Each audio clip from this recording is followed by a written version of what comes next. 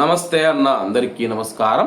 ప్రస్తుతం Iran Hormuz జలసంధిని స్వాధీనం చేసుకుని అక్కడి నుంచి నౌకలను పంపించకుండా అక్కడే వాళ్ళని దిగ్బంధం చేయడంతో అయితే ప్రస్తుతం 40 దేశాలు మనం చూసుకుంటే కానీ ఇరాన్ను హెచ్చరిస్తూ ఉన్నాయన్నమాట.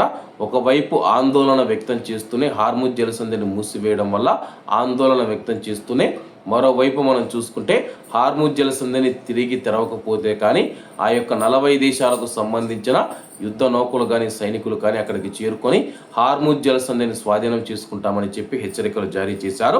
వివరాల్లోకి వెళితే హార్ముజ్ జలసంధికి సంబంధించిన పరిణామాలపైన చర్చించేందుకు యూకే విదేశాంగ కార్యదర్శి ఎవట్ కూపర్ ఆహ్వానం మేరకు వీడియో కాన్ఫరెన్స్ ద్వారా జరిగిన మంత్రివర్గ సమావేశంలో బెహ్రెయిన్ విదేశాంగ మంత్రిత్వ శాఖలోని ద్వైపాక్షిక సంబంధాల డైరెక్టర్ జనరల్ రాయబారి షేక్ అబ్దుల్లా బిన్ ఆల్ ఖలీఫా పాల్గొన్నారు.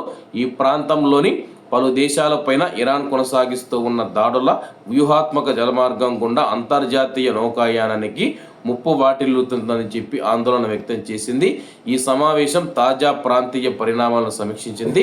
ప్రపంచ వాణిజ్యం, ఇంధన సరఫరాలు మరియు సముద్ర భద్రతకు హార్ముజ్ జలసంధి ఒక కీలకమైన మార్గమని సమావేశంలో పాల్గొన్న వారు తెలిపారు. దీనివల్ల ప్రాంతీయ మరియు అంతర్జాతీయ స్థాయిలో తీవ్రమైన ఆర్థిక భద్రతమైన పరిణామాలు ఉంటాయని హెచ్చరించారు.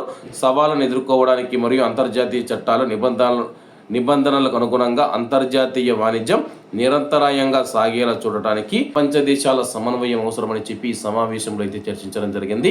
అలాగే జర్మనీ, ఫ్రాన్సు, నాటో దేశాలు, యూరోపియన్ యూనియన్ దేశాలు, జపాన్ కానీ అలాగే ఇతర దేశాలు ఏవైతే ఉన్నాయో అవన్నీ యొక్క సమావేశంలో పాల్గొనడం జరిగిందనమాట. సమావేశంలో పాల్గొని అలాగే ఒక హార్ముజ్ జలసంధిని తెరవాలని చెప్పేసి తీర్మానం చేయడం జరిగింది. అలాగే కువైట్ మరియు గల్ఫ్ దేశాలకు సంబంధించిన విదేశాంగ మంత్రులు కూడా ఈ యొక్క సమావేశంలో పాల్గొన్నారు.